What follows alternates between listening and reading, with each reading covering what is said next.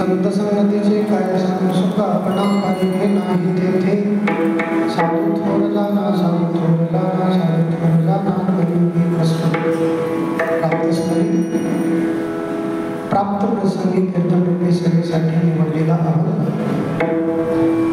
भगवान श्री पंढरीनाथाचे लाडके भक्त नामदेव महाराजांचा साधूचं लक्षण प्रतिपादन करणारा गोड असा अभंग सेवेसाठी निवडलेला आहे.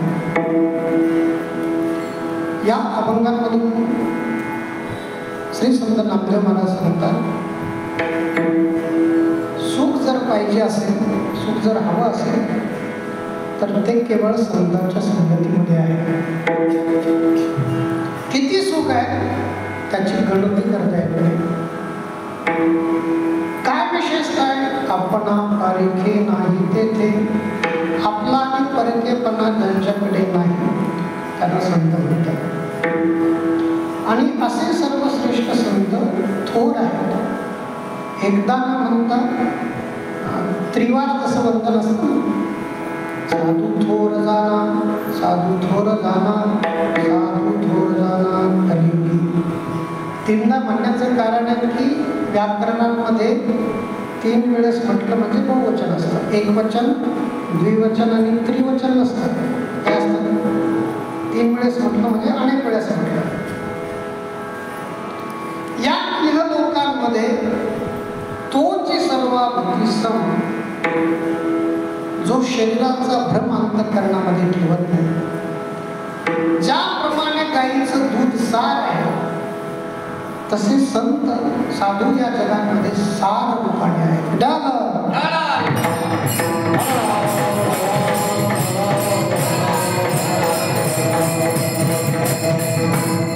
मानवी जीवन हे सर्व संगतीवरती अवलंबून आहे. पर्यायानंतर दिला तर चालेल, त्याच्यात वेळ घेण्यापेक्षा नंतर सांगा. माणसाचं जीवन संपूर्ण कशावरती अवलंबून असेल तर ते संगतीवरती अवलंबून आहे. लक्षात नाही का? एक सुभाषितकार सांगतात, तापलेल्या लोखंडांवरती स्वाती नक्षत्राचं पडलेलं पाणी थेंब पडल्याबरोबर नामनिशान शिल्लक राहत. संतप्तायसी संस्थितस्य पयसो नामापि न ज्ञायते. तेच स्वाती नक्षत्राचं पाणी जर कमळाच्या पाकळीवरती पडलं तर मुक्ताकारतया तदेव नलिनी पत्रस्थितम राजते. तेच स्वाती नक्षत्राचं पाणी, जे आता नक्षत्र चालू आहे, त्याच नक्षत्राचं पाणी जर शिंपल्यामध्ये पडलं तर त्याचा मोती तयार होतो. स्वात्यासागर शुक्ती मध्य पतितम तन मुक्तिकम जायते. प्रायेण अधम मध्यम उत्तम गुणा हा समास होतो जायते. स्वाती नक्षत्राचंच पाणी आहे, जमिनीवरतीच पडलेलं आहे. त्याच स्वाती नक्षत्राच्या पाण्याने तापलेल्या लोखंडाचा संग केला, नष्ट झाला. तेच स्वाती नक्षत्राचं पाणी कमळाच्या पातळीवरती पडलं तर मुक्ताकारतया तदेव नलिनी पत्रस्थितम राजते. तेच स्वाती नक्षत्राचं पाणी जर शिंपल्यामध्ये पडलं तर त्याचा मोती तयार होतो. तेच स्वाती नक्षत्राचं पाणी सापाच्या मुखात पडलं तर त्याचं दोष कोणाचा आहे? पाण्याचा आहे. सोपं सांगतो, शेतांमध्ये विहिरीतून काढलेलं पाणी एकाच मोटरातून आलेलं, एकाच दंडाने वाफ्याने गेलेलं, काय म्हणतात तुमच्याकडे? वाफा दंड काय म्हणतात ते म्हणतात. आमच्याकडे वाफा म्हणतात. त्या वाफ्यातून गेलेलं पाणी मिरचीला गेलं तर ते पाणी तिखट झालं.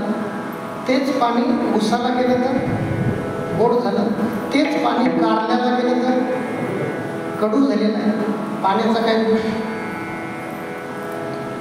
दोष केलेल्या संगतीचा परिणाम आहे.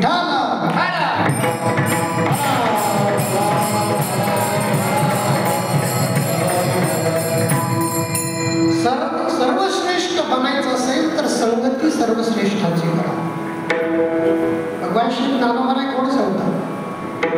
नगरांतरी वसिजे तरी नागराची होई जे सर्वश्रेष्ठ व्हायचं असेल तर त्याला सर्वश्रेष्ठाच्या संगतीत राहावं लागतं. जीवाने जडाची केलेली संगती निरर्थक आहे. जीवाने जीवाची संगती केलेली सुद्धा फलदायी ठरत नाही. आंधळ्याच्या काठी लागले आंधळे होईल. उपनिषदांमध्ये गोड म्हटलंय, ज्याला कमी कळतं तो जास्त अहंकारी असतो. बरोबर आहे ना? ज्याला चांगलं कळतं त्याला अहंकार नसतो, आणि ज्याला कळत नाही त्याचा अहंकाराचा प्रश्नच नाही. ज्ञानोबराय गोड सांगतात, नवला अहंकाराची गोठी विशेषण रंगे अज्ञाना पाठी सज्ञानाचे झोपे कंठे नाना संकटी नाच. ज्याच्याकडे कमी ज्ञान आहे त्याला अहंकार असतो.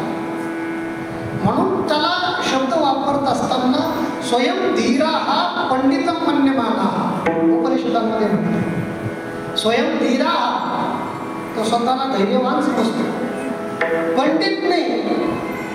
पंडित मानी आहे शब्द संस्कृतचा आहे, तुम्ही सुद्धा लोक आहात म्हणून सांगतो. पंडित मानी शब्द आहे, पंडित नाही. जसं भगवान श्रीकृष्ण परमात्मा किंवा ज्ञानोबराय बोलत असताना म्हणतात, जाणता तरी म्हणवीस.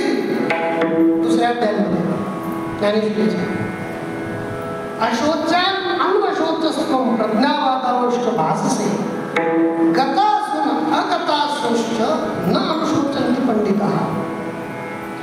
गेलेल्या गोष्टीचा आणि होणाऱ्या गोष्टीचा जो शोक करत नाही त्याला काय म्हणतात?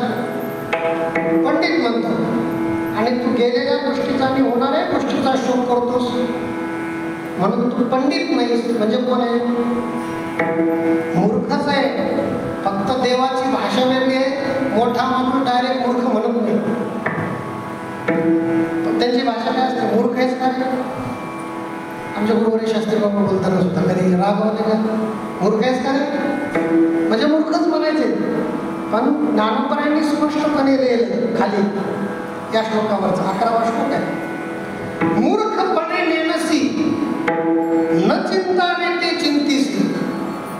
आणि तुला काहीतरी शिकवायला जावं तर तूच आम्हाला ज्ञान सांगतोस. शिकू म्हणून तरी सांगसी बहुसाल नीती. तूच आम्हाला सांगतो देवा संत वृंद नमस्कारी जे का घडे तरी पूजिजे. हे वाचुनी केवी निंदिजे स्वयंवाचा. मी पार्थ द्रोणाचा केला येणे धनुर्वेद मत दिदला. तेने उपकार काय आभारीला वधितया ते जिथीची कृपाला हिजेवर. समजताय सगळं? तेथेचे म्हणे विचार तरी काय मी भस्मासुर. कोण म्हणे? अर्जुन म्हणे. अर्जुन म्हणतो मी काय भस्मासुर नाही देवा. ज्यांच्याकडून ज्ञान कमवलं त्यांच्याच पाठीमागे लागला. त्या भस्मासुरासारखा मी नाही. या सगळ्या बोलण्याला भगवान श्रीकृष्ण परमात्मा म्हणतात मूर्खपणे नेलसी न चिंताने ते चिंतीसी. का? की जे ज्ञान तुला जे आज वाटतंय कथम भीष्म महं संगे द्रोणंच मधुसूदन यशुवी प्रतिउत्स्यामी पूजार हवरी सुतना. हे देवा भीष्माचार्य आणि द्रोणाचार्य पूजा करण्यास योग्य आहे. कृष्ण परमात्मा सांगतात हे पूजा करण्यास योग्य आहे. तर तुला अगोदरच काळ कळत नव्हतं का? तू आधीचे काय नेनसी की हे गोत्रजन ओळखीसी. वायाचे काय तरी अतिशय आता भीष्माचार्याला द्रोणाचार्याला तू आजच ओळखतोस का? लहानपणापासून भीष्माचार्याच्या मांडीवरती लहानाचा मोठा झाला. तुला कळत नव्हतं का पूजा करण्यास योग्य? घराघरामध्ये येण्याची काय गरज होती? शब्द भगवान श्रीकृष्ण परमात्म्याचे आहे का? कृष्ण परमात्मा सांगतात कुतस्त्वा कष्मलमिदं. कष्मल म्हणजे पाप. कुठून तुला हे पाप सुचलं? मला सांगायचे की पूर्ण ज्ञानी आणि पूर्ण अज्ञानी या दोन लोकांना कोणत्याही गोष्टीचं दुःख होत नाही. दुःख कोणाला होतंय? ज्याला थोडं कळतंय म्हणजे अर्धवट ज्ञानी. शब्द आहे यश्च मूढतमो लोके यश्च बुद्धे परंगतो तो उभौ सुखमेदे क्लिश्चंतंतरी तो जना. दुःखी कोण आहे? दुःखी तो आहे जो पूर्ण ज्ञानीही नाही आणि पूर्ण अज्ञानीही नाही, तो दुःखी. सुखी कोण आहे? जो पूर्ण अज्ञानी आहे आणि जो पूर्ण ज्ञानी आहे. ते पूर्ण ज्ञानामध्ये येतात आणि पूर्ण अज्ञानामध्ये लहान लेकरं येतात. हे 2 वर्षाचे 3 वर्षाचे लेकर असतात ना, सुखी आहेत.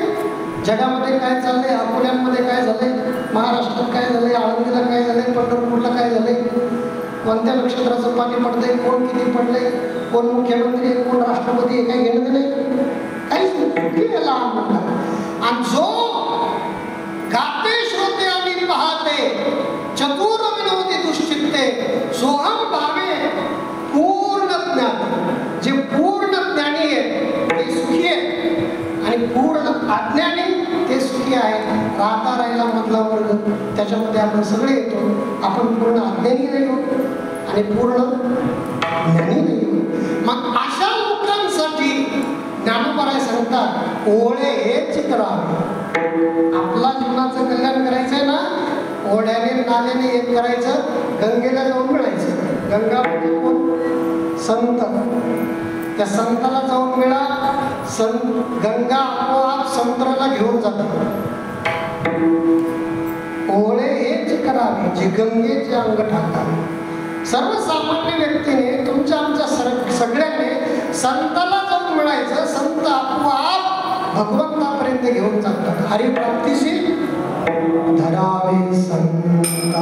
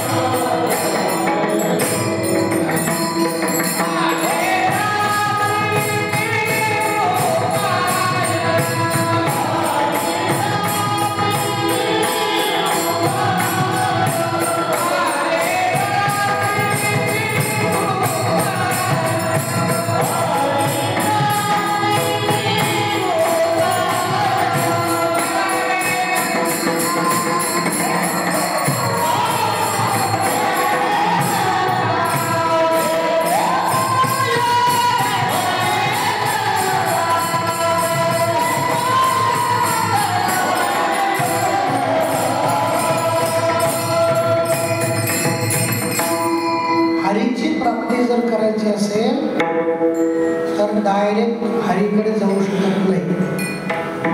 सर्वसामान्य आमदार खासदारांना भेटायचं असलं तरी अगोदर कोणाला भेटावं लागतं? तो देव आहे. देवाला भेटायचं म्हटल्यानंतर डायरेक्ट जाऊ शकतं का? अहो, जगद्गुरु तुकोबरायचा एवढा अधिकार असताना सुद्धा जगद्गुरु तुकोबरायने अगोदर संकाधिक संताला विनंती केली. तुम्ही संकाधिक संत, काय अधिकार तुकोबरायचा बघा. शब्द पहा, संकाधिक संत हे सृष्टी निर्माण झाल्यापासूनचे सुरुवातीचे संत आहेत आणि त्या संतांना अधिकार वाणी तुकोबराय सांगतात. तुम्ही संकाधिक संत. पुढचे शब्द आहे का? मनविता. काय म्हणता? कृपावंत. तुम्ही कृपावंत नाहीये. मनविता शब्दाचा अर्थ काय? म्हणून घेता. तुम्हाला दुसरं कोणी म्हणत नाही. तुकोबराय काय म्हणतात? मनविता कृपावंत. आजपर्यंत तुम्ही कोणावरती उपकार केलेला नाही. किमान एवढा तरी एवढा करा. काय काय उपकार करा? गेल्यानंतर लगेच काम सांगू नका. काय तुकोबरायची नम्रता आहे. निरोप पाठवत असताना सुद्धा कसा पाठवावा हे तुकोबराय शिकावं. तिथं गेल्यानंतर अगोदर माझा काय करा? सांगा देवा नमस्कार. आणि नमस्कार सांगितल्यानंतर डायरेक्ट आदेश नाही. माझी भाकावी करुणा आणि त्यांची विनंती करा. ही नम्रता आहे. नम्र झाला होता ज्याचं पदोपदी रक्षण देवाने करावं असे जगद्गुरु तुकोबराय सुद्धा निरोप पाठवत असताना संताकडे पाठवतात. ही नम्रता आहे. लक्षात ठेवा. विठाला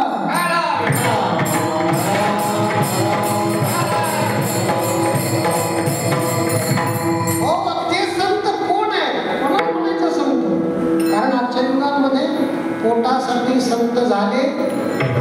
कलित बहुत पोटासाठी संत झाले. संत म्हणायचं कोणाला? आमचे गुरुवारी आचार्य शास्त्री बाबा सांगतात, ज्यावेळेस आपल्याला कळत नाही संत कोणाला म्हणायचं, त्यावेळेस ज्ञानेश्वरी आणि गाथा समोर ठेवा, यांनाच संत आहे असं समजा आणि त्यांचा उपदेश मान्य करा. ज्ञानेश्वरी समोर ठेवा. ज्ञानेश्वरींची एक एक ओवी आपली गुरु आहे.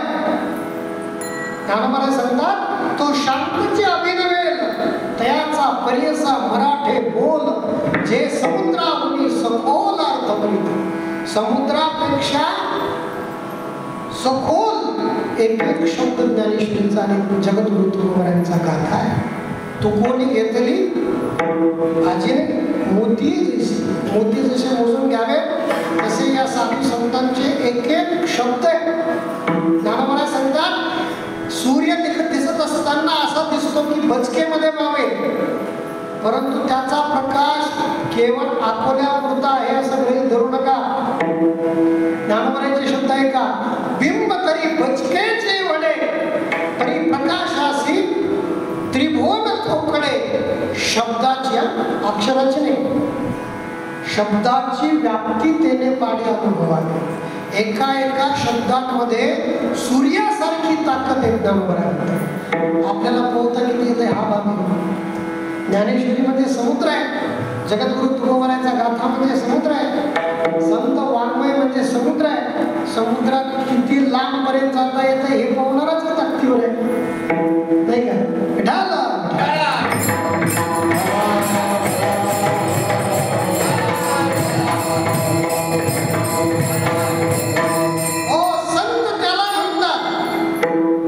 ज्याच्या अंतःकरणामध्ये परमात्मा तर आहेच आहे, परंतु वाचस्पती सारखं ज्ञान ठरलेलं असताना सुद्धा अहंकाराने एकही शब्द बोलत नाही, त्याचं नाव संत आहे. हे माझ्या म्हणचं सांगितलं ज्ञानोबाराची ओवी आहे का, वाचस्पतीचे मी पाडे सर्वज्ञता तरी जोडे, परी वेडीवे माझे तडे महिमे भेडे. वाचस्पती म्हणजे कोण? बृहस्पती देवाचे गुरु.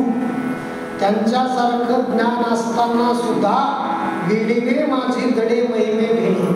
चातुर्य लपवी महत्व हरवी, पिसे पण मिरवी आवडवली. आवडवली पिसे पण मिरवी ते संत आहे. ज्ञानोबा सांगतात, कोणी पूजा केली, आता तुम्ही हार घातले ना, ज्ञानोबा कोण सगळं पूज्यता डोळा न देखावी, स्वकीर्ती कानी नायकावी, हा अमुकायसी नोहावी सेची लोका, ते सत्काराची के उठी के आदरा देईल भेटी, मरणेसी साठी नमस्कार येतात. आणि एवढं वाचस्पती सारखं ज्ञान ग्रहण करून परमात्मा ज्यांचा रक्षण करता रात्रंदिवस आहे, एवढं सर्वश्रेष्ठ संत राहून सुद्धा वेडीने माझे दडे महिने भेटले. ही संतांची श्रेष्ठता आहे.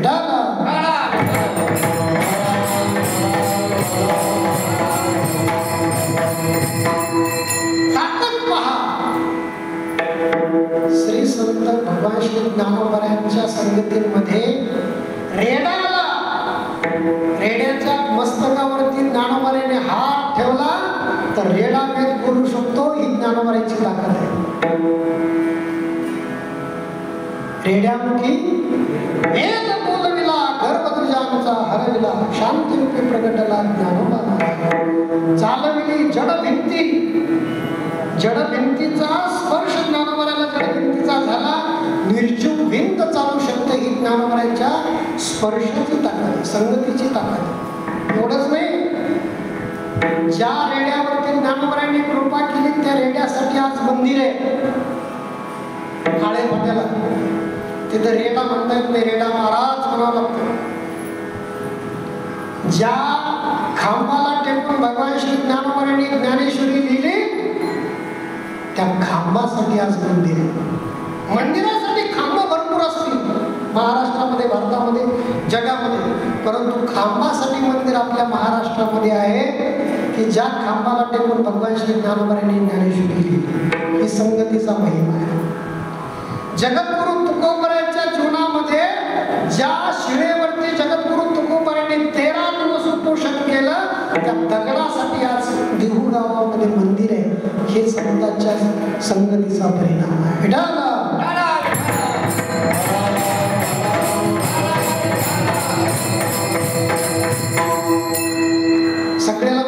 श्री संत भगवान बाबांनी पाण्यावरती ज्ञानेश्वरी वाचली.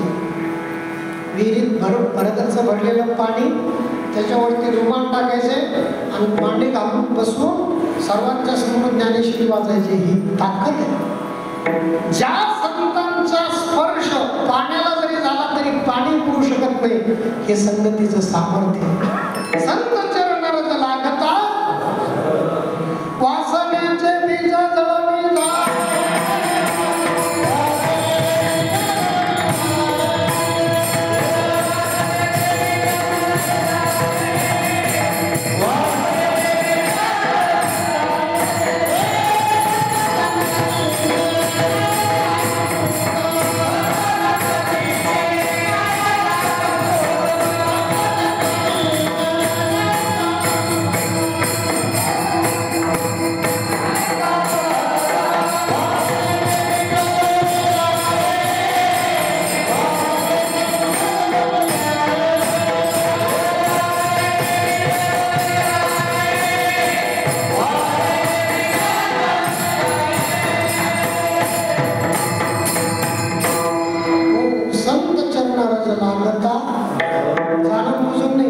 जा.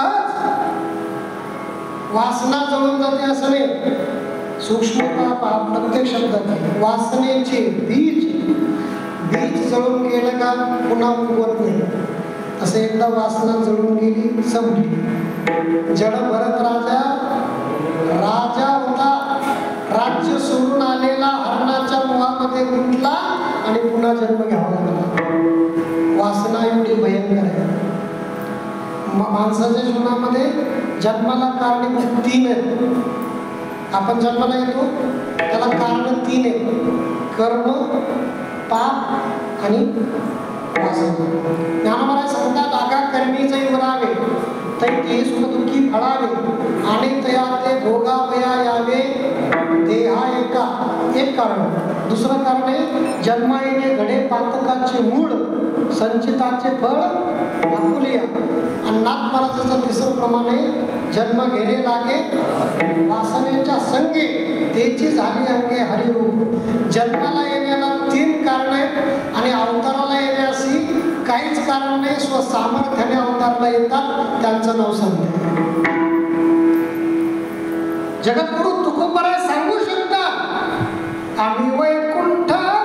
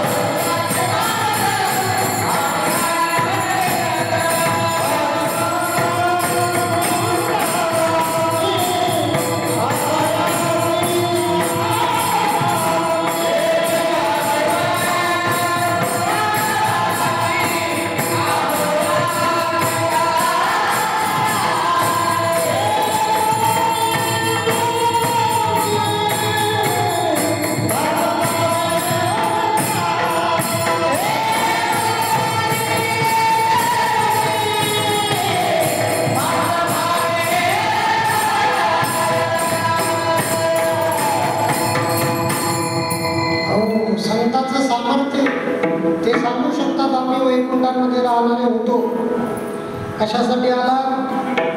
झाडू संतांचे मार्ग अर्थलोपरी पुराणे नाश केला शब्दज्ञाने विषय गोगे म्हणे साधने बुडविली पिटू भक्तीचा डांगोरा कळीकाळासे दरारा तुका म्हणे करा जे जे कार आनंदे.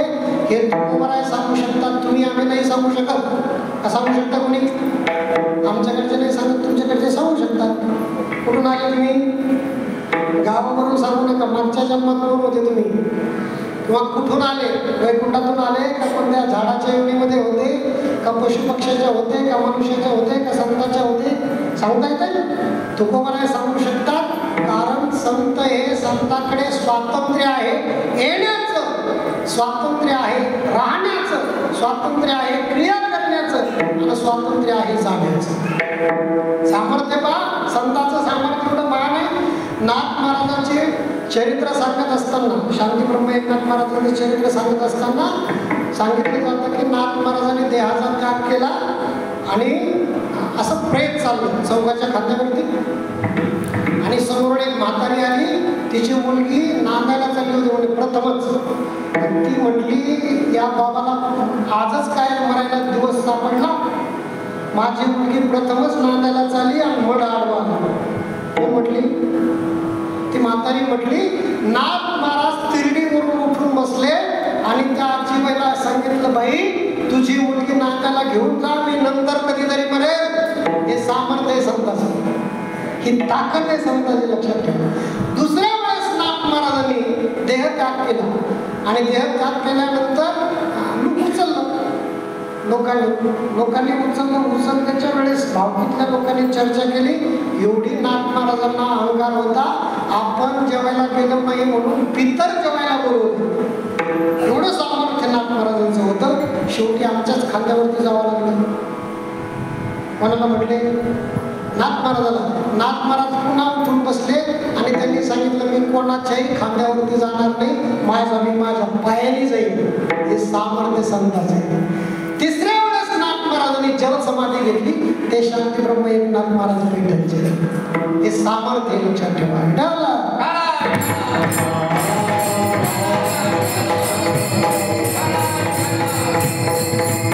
म्हणून त्यांच्या संगतीत गेल्यानंतर ज्ञानोबराय सांगतात, कृपा कटाक्ष न्याहाळिले, आपल्या पती पैसविले, बाप रुक्मा देवीवर विठ्ठले भक्तादी दिले, आपणासारखे करीती वर्ष 2 वर्षांनी नाही, तात्काळ नाही काळ वेळ तयार. त्यांचं सामर्थ्य क्षणार्धात जीवन बदलून गेल्याशिवाय राहत नाही.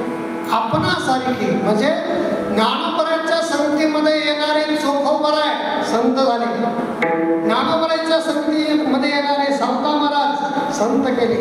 एवढंच नव्हे, वेश्याच्या घरामध्ये जन्माला आलेली कामापात्रा संत झाली. हे संतांचं सामर्थ्य.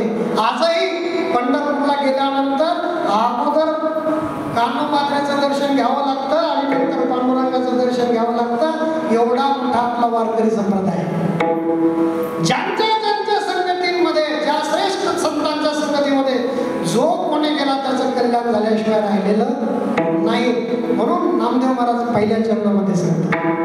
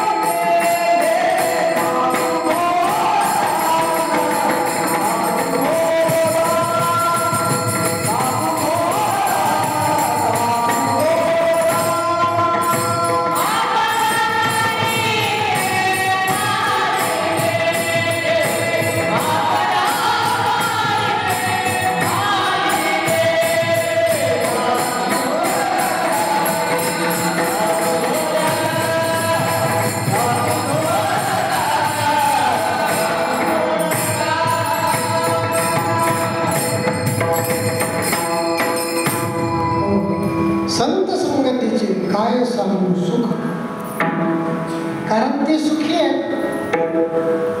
जो सुखी आहे, ज्याच्याकडे जे आहे तेच तो दुसऱ्याला देणार आहे का?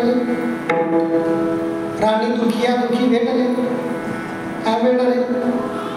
ज्ञानोबाने सांगतात आंधळ्याच्या काठी लागले घात एक वेळे घात होणारच. जर आंधळ्याच्या पाठीमागे काठीला धरून तो एखादा चांगला चालला, आमचे गुरुवरे शास्त्री कोण सांगतात, पाणी पिओ छान के गुरु करो पहिचान के. कारण जीवनामध्ये गुरु जर चूक करण्यात चुकला, 3 गोष्टी करण्यात चुकला की जीवन बरबाद. एक गुरु, आणि दुसरा वकील, आणि तिसरा डॉक्टर. नाही का? डॉक्टर, वकील आणि गुरु या 3 गोष्टी करण्यात चुकल्या की जीवन संपले. म्हणून या सगळ्या गोष्टी सांभाळून आणि लक्षपूर्वक पहिचान के हा शब्द वापरला. जर आपल्याला नाही कळालं तर श्रेष्ठाचं अनुसरण करा. मार्ग दाखवणे गेले आधी दयावती संत, त्या संतांचं अनुसरण करा. मग संत एवढे श्रेष्ठ का बरं ठरले? काय केलं त्यांनी? नामस्मरण केलं. केवढं किती नामस्मरण केलं? एवढं नामस्मरण केलं की तुकोबरा म्हणतात, एवढं नामस्मरण माझ्याकडून घडलं, आता माझी वाणी माझ्या ताब्यात राहिली नाही.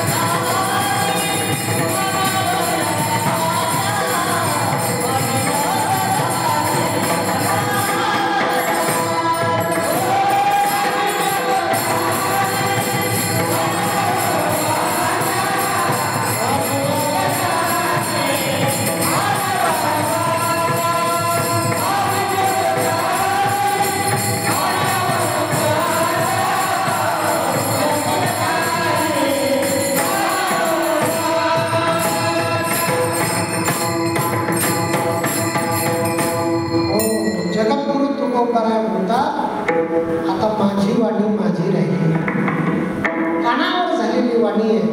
मी झोपलो तरी माझ्या वाणीतून भगवंताचं नामस्मरण येतं. जसा अर्जुन झोपल्यानंतर अर्जुनाच्या रोमारोमातून भगवंताचं नामस्मरण येतं. श्रीकृष्ण गोविंद हरे मुरारी हे नाथ नारायण वासुदेवा. जगद्गुरु तुकोबर आहे, दिनरजनी हाच धंदा गोविंदाचे. पांडुरंग ध्यानी पांडुरंग म्हणे, जागृती स्वप्ने पांडुरंग. हे संतत्वाचं सर्वश्रेष्ठ फळ आहे.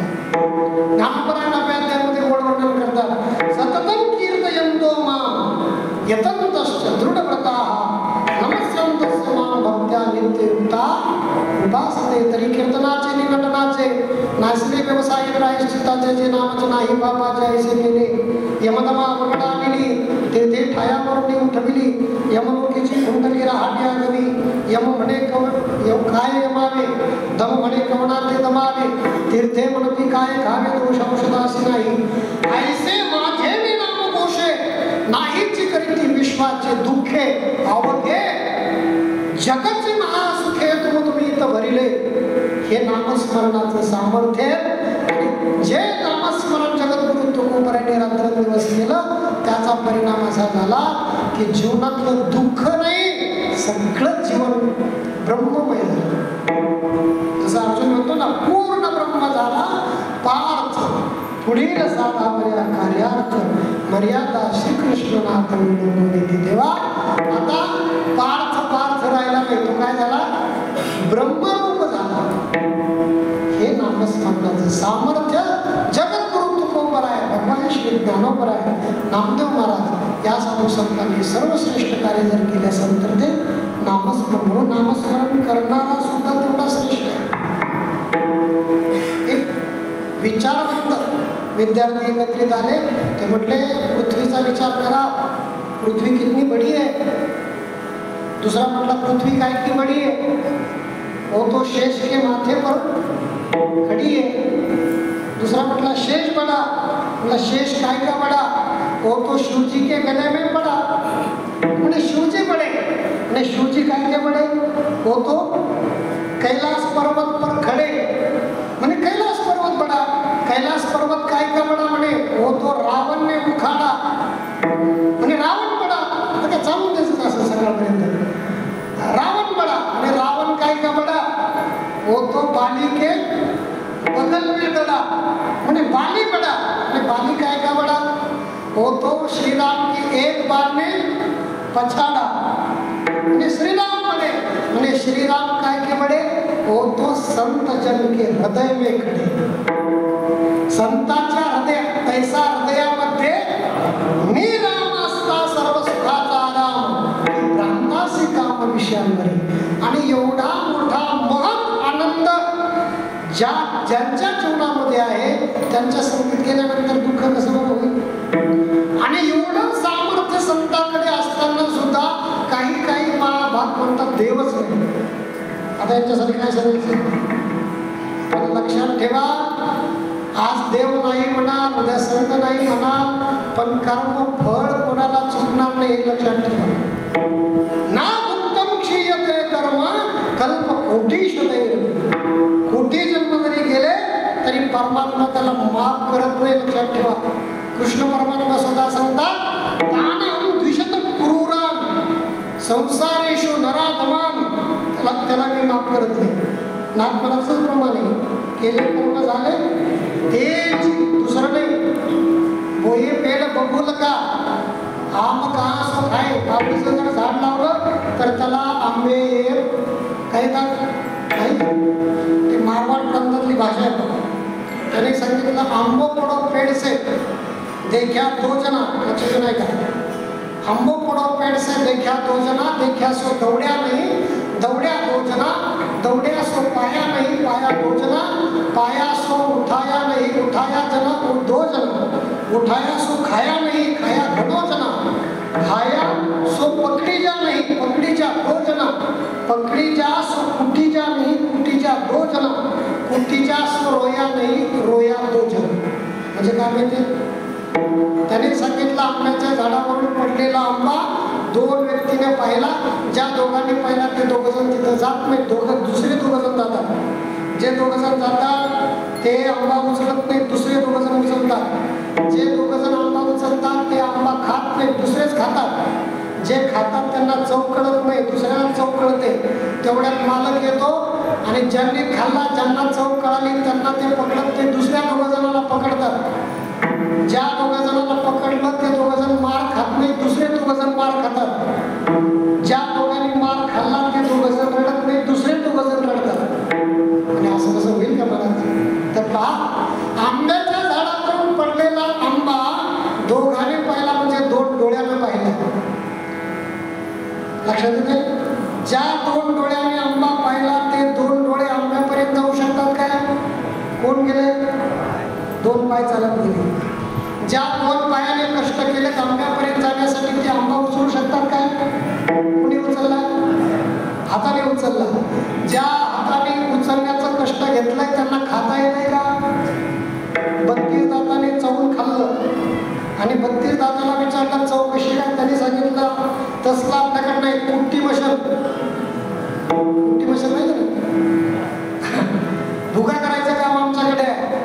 चव कोणाला कळते? जिभेला कळते. तेवढ्यात मालक आला, त्यांनी दोन्ही कानाला पकडलं ज्या दोन्ही कानाला पकडलं त्या दोन्ही कानाने मार नाही खाल्ला, दोन्ही गालात एक एक चपरात मारून गेली. ज्या दोन्ही गालाने मार खाल्ला ते दोन्ही गाल रडू शकतात काय? कोण रडलाय? आंबा कोणी पाहिला होता? तसंच आहे. आपल्याला वाटतं फक्त परस्पर चाललंय, परस्पर काही होत नाही. या सृष्टीमध्ये येणारं सुखही विनाकारण येत नाही आणि या सृष्टीमध्ये दुःखही विनाकारण येत नाही. भगवान श्रीकृष्ण परमात्म्याचा सख्खा भाचा होता अभिमन्यू. ज्या वेळेस त्याला मारलं गेलं, कृष्ण परमात्मा स्वतः रडले, परंतु त्याला वाचवलं. तुम्ही आम्ही कोणी? कृष्णाचे कोणी दाखवलं? भक्त एवढं नातं सांगू शकता तो भक्त. ते भक्त आहोत का ना आहोत याचाही प्रश्नच आहे. भक्ताच्या यादीमध्ये आपण बसतो का न बसतो याची शाश्वती नाही. पण ज्याचा आवडता भाचा होता त्याच्यासाठी रडले कृष्ण परमात्मा, परंतु वाचू शकले नाही. दुसरं सांगू,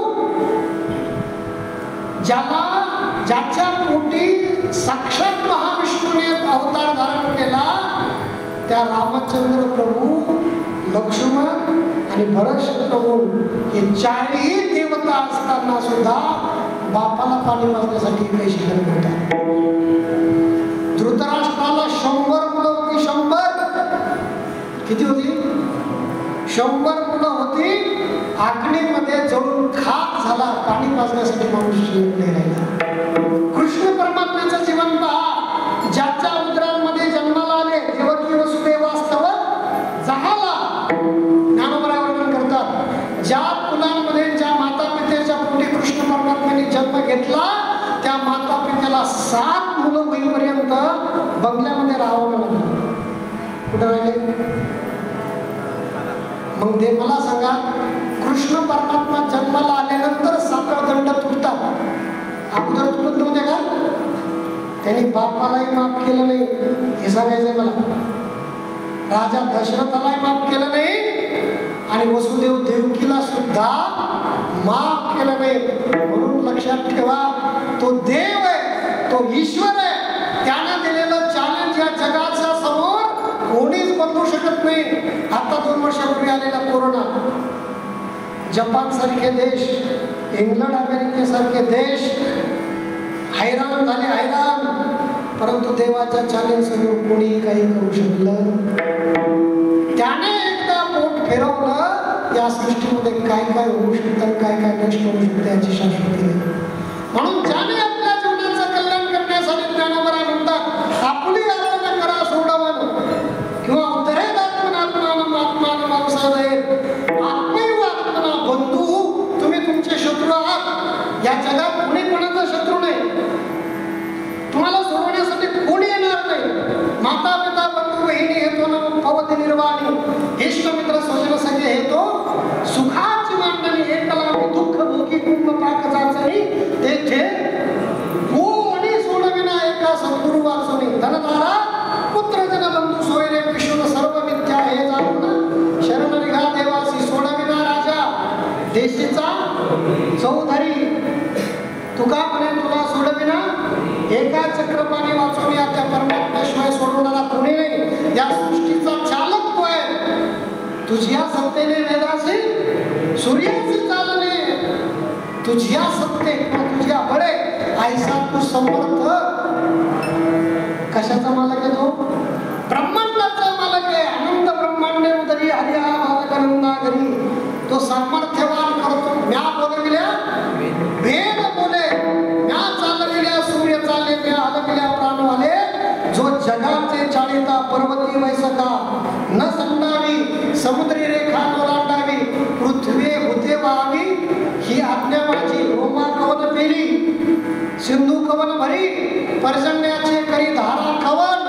कोण करतं हे सगळं? कृष्ण परमात्मा सांगता या सृष्टीचा चालक मी आहे. त्याची भक्ती करण्यासाठी अगोदर नामस्मरण करा आणि संतांची संगती करा. कल्याण झाल्याशिवाय राहणार नाही. विठाला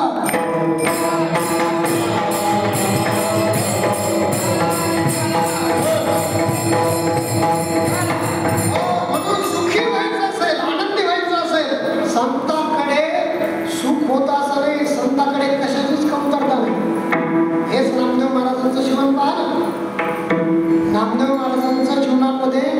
परिसा भागवत होते बघा, त्यांच्या समकालीन. तर परिसा भागवतच्या पत्नीला रुक्मिणी मातेचा आशीर्वाद होता, माहिती ना. आणि त्या रुक्मिणी मातेनं परिसा भागवतच्या पत्नीला एक परीस दिला होता. आणि नामदेव महाराजांच्या घरांमध्ये दारिद्र्य, खायला काही नाही. आणि परिसा भागवतची पत्नी नामदेव महाराजांची पत्नी मैत्रिणी होते म्हणे. मग नामदेव महाराजांची पत्नी परिसा भागवतच्या पत्नीकडे जाते, म्हणते बाई तुमचं बरं आहे ना, देवाने देवी मातेने रुक्मिणी मातेने तुम्हाला परीस दिलेला आहे, तुमचं सगळं चांगलं चालू आहे, आमच्या घरात अष्ट दारिद्र्य आहे, आमच्या जीवनाची सगळी हाल अपेष्ट आहे. तेव्हा तिला दया आली. ती म्हटली बाई चिंता करू नकोस, माझा परीस आहे ना, घेऊन जा. तुझं जे काही लोखंड असेल ना, काय कर सगळं सोनं करून घे, माझा परीस परत आणून दे. तिला आनंद झाला. नामदेव महाराजांची पत्नीने तो परीस उचलला, घरी नेला. दुर्भाग्य पहा, ज्या नामदेव महाराजांचं सामर्थ्य एवढं होतं की नामदेव महाराजांच्या घरामध्ये तवा आणि मुलं न सोडता लोखंड सुद्धा नव्हतं. आणि तेवढ्याच वस्तूला सुवर्ण केलं, स्वयंपाक केला. नामदेव महाराज तोपर्यंत भजन करून घरी आले. पोळ्याचा स्वयंपाक केलेला, तुपाचा घमघमाट चाललेला, एवढा स्वयंपाक केलेला. नामदेव महाराज म्हटलं आपली खायची पंचतन, पोळ्याचा स्वयंपाक कशाला केला. नामदेव महाराजांच्या पत्नीला सांगितलं आता तुम्ही घराकडे अजिबात लक्ष घालायचं नाही. नामदेव महाराज म्हटलं काय धर्मी सापडलं का, काय झालं म्हणे. त्यानं सांगितलं माझी मैत्रीण नाही का म्हणे परिसा भागवतची पत्नी, हो म्हणे तिने मला परीस दिला. आता ते कसं आहे, धर्मराजापासूनच पण येते, महिलाच्या अंतकरणामध्ये राहत नाही काही. तिनं सांगितलं नामदेव महाराजांना, म्हणे मला परीस दिलेला. नामदेव महाराज म्हणे परीस, मी तर फक्त अभंगातच ऐकलं म्हणे परीस असतो, दाखव बरं कसा परीस. आता दाखव म्हटल्यानंतर एखादी बाई दाखवू शकत नाही, असं तर होऊ शकत. तिला आनंद झाला. परत पती म्हणताय पळत पळत गेली घरामध्ये, तो परीस आणला. नामदेव महाराज म्हटलं याला परीस म्हणतात का, याला दगड आहे, तिला फेकून चंद्रभागेला. काय फेकून दिलाय, परीस फेकून दिला, दगड नाही. आता फेकून दिल्यानंतर ती ओरडायला लागली, म्हणे ती बाई काय म्हणे मला परीस फेकून दिला तुम्ही. ते म्हणे काय परीसच नव्हता, तो दगड होता. मग ती पत्नी नामदेव महाराजांची पत्नी परिसा भागवतच्या पत्नीकडे गेली आणि हात जोडले, म्हणजे बाई माझ्या नवऱ्याने बेकार केला म्हणे, तुझा परीस होता ना चंद्रभागेत फेकून दिला. चंद्रभागेत फेकून दिला. ती म्हटली नाही तुला मोह झाला असेल, तुला असं वाटलं असेल परीस भेटला आता परत द्यायचा नाही. मोठ्या मोठ्याने बोलायला लागली आणि भांडण लागल्यानंतर त्या गावाला निमंत्रित करावं लागतं का, चला कीर्तनाला. कीर्तन सुरू झालंय, कीर्तन करायला म्हणावं लागतंय, या पुढे या पुढं सारखा अजून कीर्तनाला या.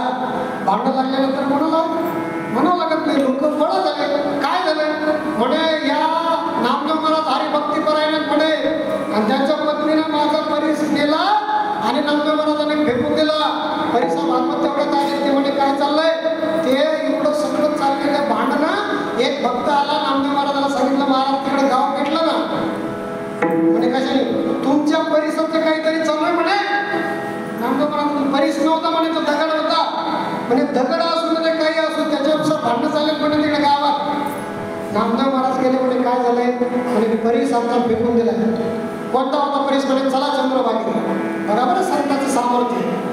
आणि नामदेव महाराज वाळवंटात आले आणि चंद्रभागेत खाली पडलेल्या वाळूच्या दगडाची दोन्ही ओंजळीमध्ये ओंजळ उचलली आणि घ्या म्हणे तुमचा कोणता परीस. परिसा भागवतने सांगितलं एवढं मूर्ख समजता काय मला, याला काय परीस म्हणतात का. नामदेव महाराजांनी सांगितलं या क्षणाला माझ्या हातातला नाही, पूर्ण चंद्रभागेतला जो काय दगड आहे तो दगड नाही, कोण आहे, काय सामर्थ्य असावं. आणि खरोखरच त्या क्षणाला एक लोखंडाचा तुकडा होता, तो घड्याला लागल्याबरोबर सुवर्ण झाला. लागले सगळे लोक गोळा करायला एक एक म्हणे नाही नाही नाही एवढं सोबत थोडंच आहे म्हणे, गेलं संपलं म्हणे. त्यात मला हे सांगायचं केवळ ज्ञानाने श्रीमंत संत आहेत असं गृहीत धरू नका, किंवा सुखाने श्रीमंत असं गृहीत धरू नका. आर्थिकतेने सुद्धा सगळ्यापेक्षा श्रीमंत जर कोण असतील तर ते कोण आहे,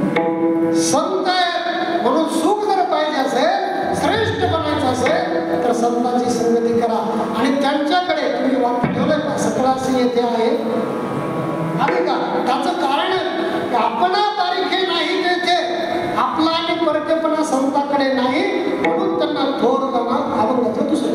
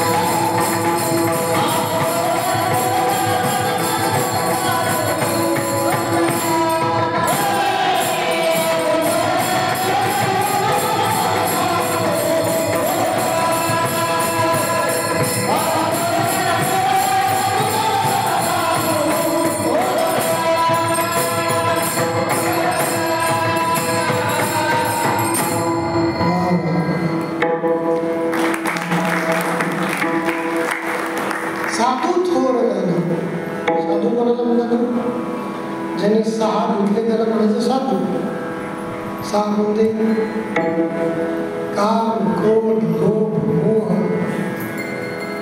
मत्सर, अहंकार, ज्याने आपल्या जीवनातले षडविकार धुवून काढले त्याचं नाव साधू. विकाराचा नाश केलेला आहे, अहंकाराचे विकार ज्याने नष्ट केलेले आहेत त्याचं नाव साधू.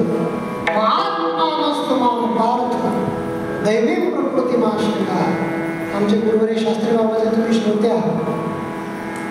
अकोल्याला मला वाटतं 3-4 वेळेस, ज्ञानेश्वरी 1 वेळेस, गाथा 1 वेळेस आम्ही आलो 2 वर्ष.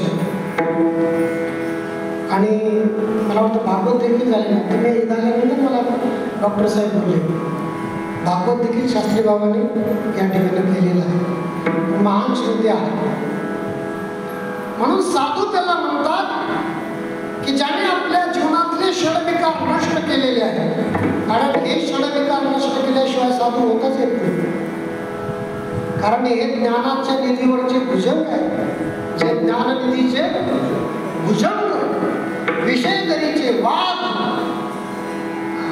यांचे सर्वसामान्य वर्णन करताना भगवान श्रीकृष्ण परमात्मा सांगतात, अर्जुन म्हणतो देवा हे ऐसे कैसे जे ज्ञानियाची ही स्थिती भ्रंश आहे, मार्ग सांगून अनार असे चालत देखो.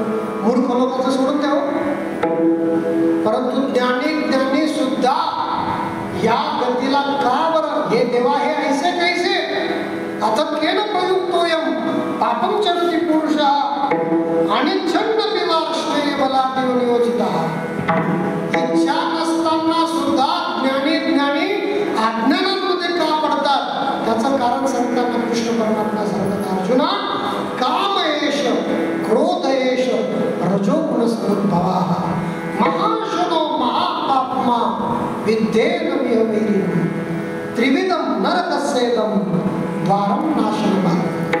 कामः क्रोध तथा लोभ तस्मात् एतत्रयं जगत्.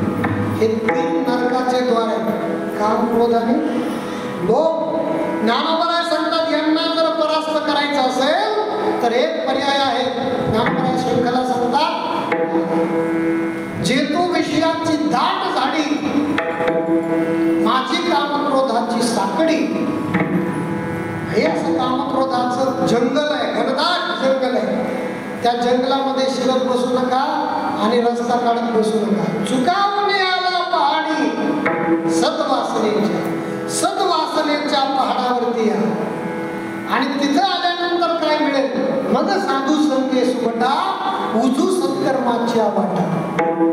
सत्कर्माची वाट आणि साधूची संगती तुम्हाला प्राप्त होईल. केव्हा? या षडविकाराला परास्त केल्यानंतर.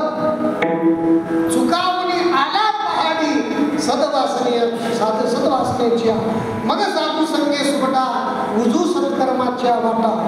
अप्रवृत्तीचा वाटा डावलवणी. अप्रवृत्ती म्हणजे ज्ञानोबाच्या भाषेत दुष्टपणा, खळपणा. जे खळांची व्यंकटी, ज्याच्या जीवनातला खळपणा नष्ट झाला तो आणि मी नाही तुझा. ज्ञानदेव म्हणतात तो माझा आत्मा. ज्ञानदेव म्हणे बोल रे ऋग्वेद, तोही माझा आत्मा. रेड्याला म्हणतात तो सुद्धा माझा आत्मा आहे, बोल. तो सुद्धा वेगळा नाही, तो जीवच आहे कोणता तरी. हे ज्ञान पडत आपणा बारीक हे नाही देते. म्हणून ते साधू आहेत, त्यांनी षडविकाराचा नाश केलेला आहे आणि ते थोर आहे. त्याचं कारण त्यांनी नामस्मरणाने सर्वश्रेष्ठ ताकद तयार केलेली आहे. देव ती बळ्या धरीला असायला असेल करून या नाश उपाध्या छेद्या. जे जे आपल्याला लागलेले उपाध्यात ना, नावापुढे, नावाच्या अगोदर, नावाच्या नंतर, त्या सगळ्या उपाध्याचा नाश केला. देव तीही बळे धरीला सायास. देवाला धारण करायचे म्हणजे काय साधं सोपी थोडंच आहे. सायास करावं लागतं त्याला. सायास करायची देव प्राप्त करण्यासाठी नाही. ज्ञानोबा म्हणतात प्रपंच दिनानेसी सायास करायची. सायास करतो माणूस, पण कशात करतो? जिथं सायास केले पाहिजे तिथे सायास न करता आपण प्रपंचात सायास करतो, नश्वर गोष्टींमध्ये सायास करतो. ज्या लटक्या व्यवहारांमध्ये, लटिका व्यवहार सर्व हा वाया येणार हरी. हरीशिवाय ही वाया विनाकारण येणार आहे. पुनरपि जननम पुनरपि मरणम पुनरपि जननी जठरी शयनम. या संसारे, या संसारांमध्ये पुन्हा पुन्हा हे घटिका यंत्र जैसे परिभ्रमेगा. किती वेळा जन्म यावे नित्य भावे फजित. म्हणून जीव झाला शरण गेला विठूसी. कारण देवाला शरण जाण्यासाठी सुद्धा पुण्य लागते. ज्ञानोबराय सांगतात ज्ञानेश्वरी सारखा ग्रंथ माझ्या मुखातून बाहेर पडला, त्याला जर कारण काय असेल तर पुण्य पोशिली असा धारणे, ते तुझे गुण आणणे. पुण्याचा ठेवा माझ्याकडे होता म्हणून ज्ञानेश्वरी सारखा ग्रंथ निर्माण झाला. नामदेव महाराज म्हणतात या जन्मापर्यंत पुण्य केलं नाही, जन्मोजन्मी नुसतं पुण्य केलं नाही. काय कसं केलं?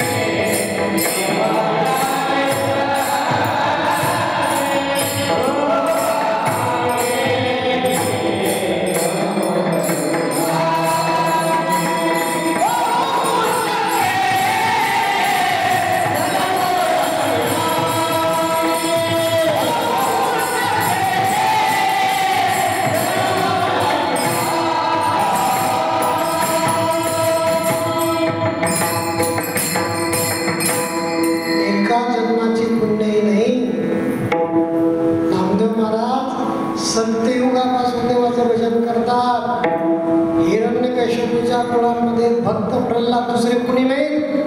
कोण आहेत? तुकोबराय. राक्षसाच्या कुळांमध्ये जन्माला येऊन सुद्धा तुकोबरायांनी त्रैलोक्य सम्राट होता हिरण्यकशिपू, त्रैलोक्य सम्राट, आणि त्याच्या समोर सांगायचे भगवान विष्णूची भक्ती करा, कल्याण झाल्याशिवाय राहणार नाही. 5 वर्षाचं लेकरू सांगते बाबाला. ते सांगणारं लेकरू म्हणजे दुसरं कुणी नाही, जगद्गुरु तुकोबराय. तेच तुकोबराय त्रेतायुगामध्ये अंगद म्हणून आले. ज्याने आपल्या बापाला मारलं तरी सुद्धा त्यांचा पक्ष सोडला नाही. सामर्थ्य बघा. त्रैलोक्य सम्राट असलेला रावण त्याच्या समोर अंगद घेत जातात आणि पाय ठेवतात समोर. असेल कोणाची ताकद तर माझा पाय उचलून दाखवा, आमची पार्टी हरली असं काहीतरी सामर्थ्य तुकोबरायचं बघा. द्वापार युगांमध्ये उद्धव रूपाने आलेले कोण आहे? तुकोबराय. नंतर नामदेव महाराज आणि नंतर जगद्गुरु तुका. अवतार नामयाचा एका जन्माची पुण्याई नाही. सत्ययुगापासून जगद्गुरु तुकोबरायांनी परमात्म्याची आराधना केली, तेव्हा तो परमात्मा तुकोबराच्या घरामध्ये राहून प्रत्येक कार्यामध्ये हस्तक्षेप करतात. तुकोबराची म्हैस हरवली तर म्हैस शोधण्यासाठी नाही, म्हैस गावाच्या बाहेर जाऊ द्यायची नाही, हे परमात्म्याने रक्षण करावं एवढं सामर्थ्य तुकोबराचं. एवढंच नाही, जगद्गुरु तुकोबराय मिरच्या विकण्यासाठी जातात कोकणामध्ये, आणि जिजाबाईनं स्वतःच्या ताकदीवरती लोकांकडून उसने पैसे घेतले. 5-7 पोते मिरच्या विकत घेतल्या. तुकोबरायला सांगितलं याचे पैसे घेऊन या. तुकोबरायांनी बैलगाडीवरती टाकलं, कोकणामध्ये गेले, समोर ठेवले, देवाचं भजन चालू केलं.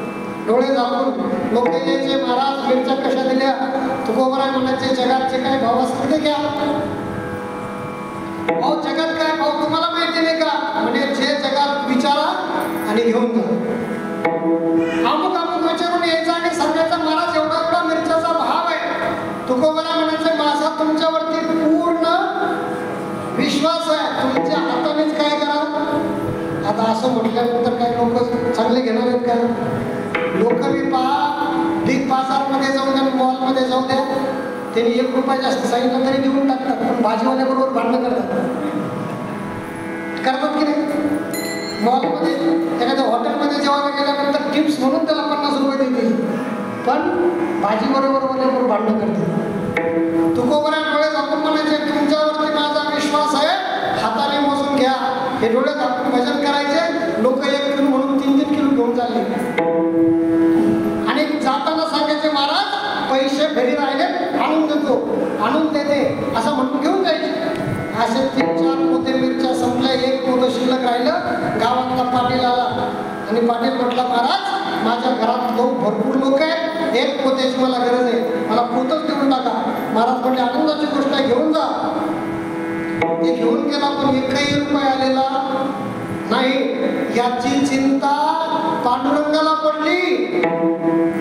कोणाला पडली? पांडुरंगाला चिंता पडली. हे बाबा जर घरी गेले तर जिजाबाई कोणत्या पंचारतीने उघडली? स्वतःच्या ताकदीनं लोकांकडून उष्णे पैसे आणून मिरच्या विकत घेऊन व्यापारासाठी दिल्या. या बाबाने 1 रुपया सुद्धा नेलेला. पांडुरंग परमात्म्याने या एका सेवकाचं उद्धारण केलं. ज्यांनी ज्यांनी मिरच्या नेल्या त्यांच्या दारामध्ये उभा राहायचे पांडुरंग परमात्मा आणि नावाने हात मारायचे. त्याला सगळ्याच्या सातबारी माहिती, तो सगळ्याचा सातबारी त्यांनी सगळ्याची बारसं जेवलेला आहे. नावासहित हात मारायचा आणि म्हणायचा तुमच्या नावावरती 3 किलो मिरच्या उधार आहेत. आता याच्याला सगळं म्हणतं. आणि तो आल्यानंतर तो म्हटला 3 किलो कशाच्या 1च किलो आहे. नाही म्हणत तुमच्या नावावरती 3 किलो मिरच्या लिहिले आहेत. ते म्हणजे तुमच्या महाराजांनी तर पाहिलंच नव्हतं. म्हणजे आमच्या महाराजाला पाहण्याची गरजच नाही. आमचे महाराज लय तज्ञपणे सगळ्याकडून मिरच्याचे पैसे पांडुरंगाने सेवकाचं रूप धारण करून गोळा केले आणि पाटलाचे दार झाले. पाटील 1 पोते मिरच्याचे पैसे आला. त्यांनी सांगितलं नाही देणार.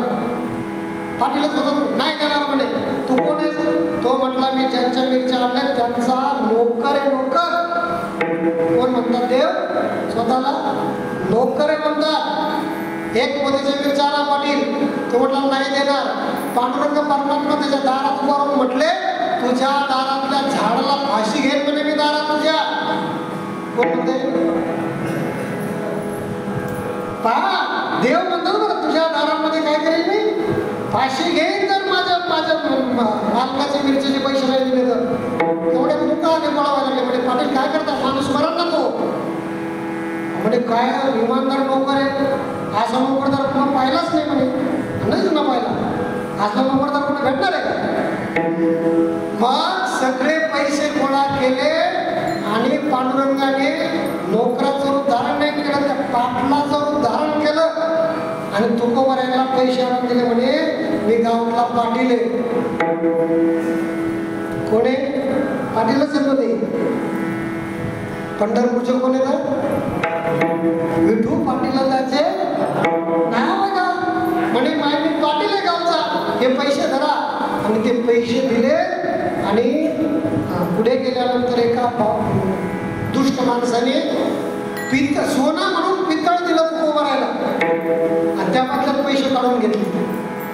तरी तुकोबराने देऊन टाकले. पण योगायोगाने सामर्थ्य तुकोबरायचं पहा, त्या पितळाचंही सोनं पांडुरंगाने केलं. एवढं सामर्थ्य जगद्गुरु तुकोबरायचं. म्हणून त्यांच्या जीवनामध्ये आपणा तारीखे नाही ते साधू थोर आहे. किमान या कलियुगामध्ये तरी आहे. कलियुगी शब्द वापरलाय. आपल्याला वेळ नाही कलियुगमध्ये काय सांगायला, कारण कलियुगाचं सामर्थ्य असं आहे सत्याचं खोटं, खोट्याचं सत्य करण्याचे हे युग आहे. म्हणून या युगामध्ये इहलोकी तुझी सर्व बुद्धी सम. शरीराचा भ्रमण येणे कदा या इहलोकामध्ये तो समान आहे जो शरीराचा भ्रम करत नाही. आणि शेवटच्या चरणासंता सार रूपाने जगणारे जर कोण असतील तरी संत आहेत. शेवट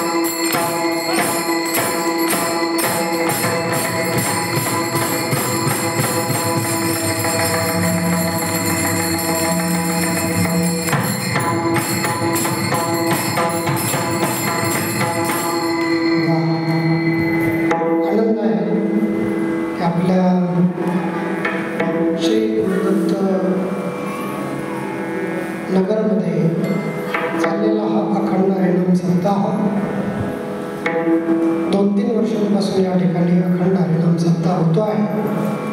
या सप्ताहासाठी गाथा पारायण व्यासपीठ चालक श्री हरिभक्तीपरायण मधुकर महाराज मार्के आनंदी देवांची, मदंगाचार्य आहेत अविनाश महाराज गुळे, टाळकरी मंडळी आहेत प्रफुल्ल महाराज सोनोने, श्री हरिभक्तीपरायण गोपाल महाराज, त्याचबरोबर गायक वृंद आहेत श्री हरिभक्तीपरायण गजानन महाराज गोडजवर, पद्माकर महाराज मोरेगुरुजी, नितीन महाराज शेलार, जगदीश महाराज चोरे, विष्णू महाराज चोरे, अनिल गुप्ते, राजेंद्र गाडगे, आनंद वाघमारे, सोपान महाराज मद्रसे, त्याचबरोबर मृदंगाचार्य उमेश महाराज वाघ, चांगदेव महाराज भाकरे आणि अनिकेत महाराज दिघोळे अशा प्रकारे या ठिकाणी। आणि आजचे सौजन्य आहे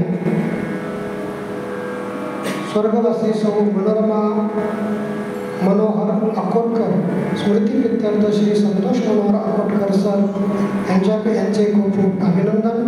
नक्कीच या सप्ताहासाठी आपण तन मन धनाने सहकार्य करा, कारण मोहे एकल्याचा खेळ म्हणून मेळ मिळविला।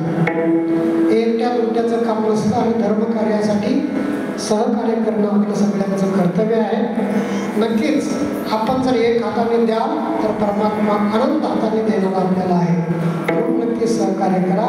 ज्याने आपल्या जीवनामध्ये दान केलं ना त्याला परमात्मा सर्वश्रेष्ठ म्हणतो, कारण दानामध्ये जे सर्वश्रेष्ठ पुण्य ते कशातच पुण्य नाही बरं।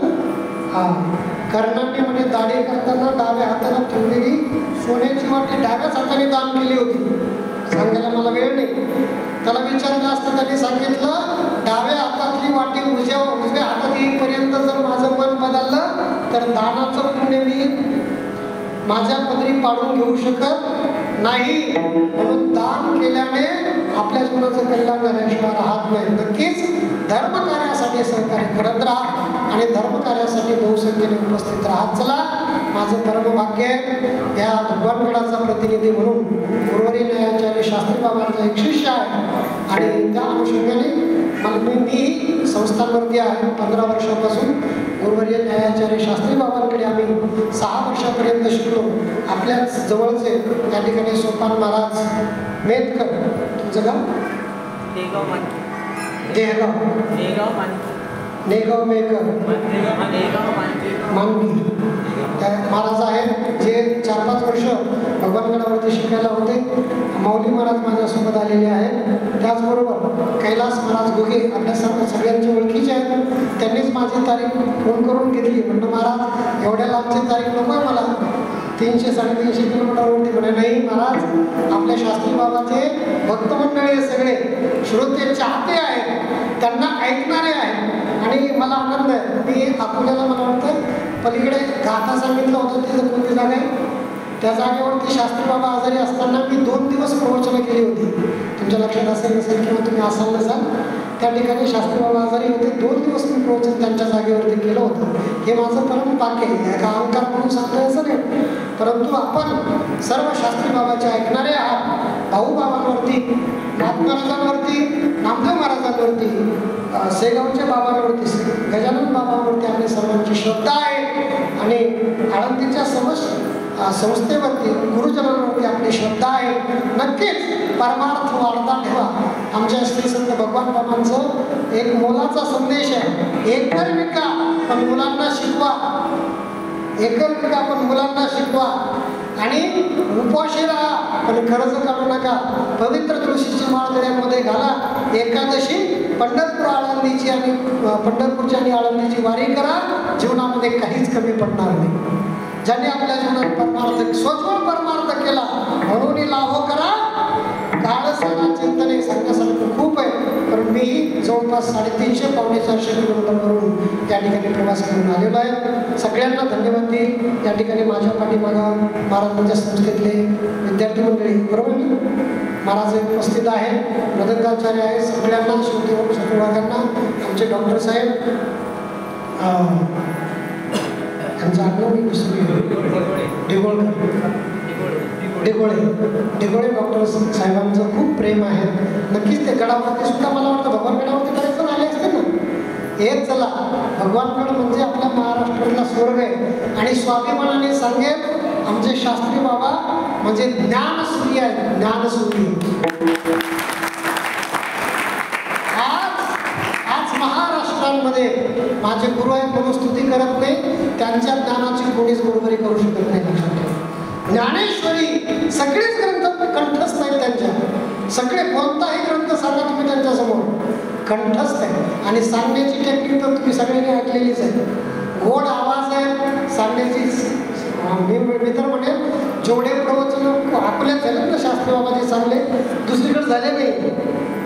एवढं आम्ही 2 वर्ष येत होतो ऐकण्यासाठी शास्त्री बाबांचं इथं. अकोले असे भरगत 10,000 लोक उभे असायचे. 200, 400, 500 लोक बसायला जागा नसायची त्यावेळेस. 4-5 वर्ष 10 वर्ष झाले असतील त्याला. असे लोक उभे असायचे त्यांचं ऐकण्यासाठी. म्हणून नक्कीच तुम्हाला धन्यवाद देईल. झालेली सेवा जगद्गुरु तुकोबारांच्या भगवान श्री ज्ञानोबराय, गजानन बाबांच्या, नाथ महाराजांच्या चरणी, गुरुगणेश श्री भगवान बाबा, वामनभाऊ महाराज शास्त्री बाबांच्या चरणी समर्पित करतो. आणि या ठिकाणी सगळ्यांना पूर्ण ज्ञानेश्वर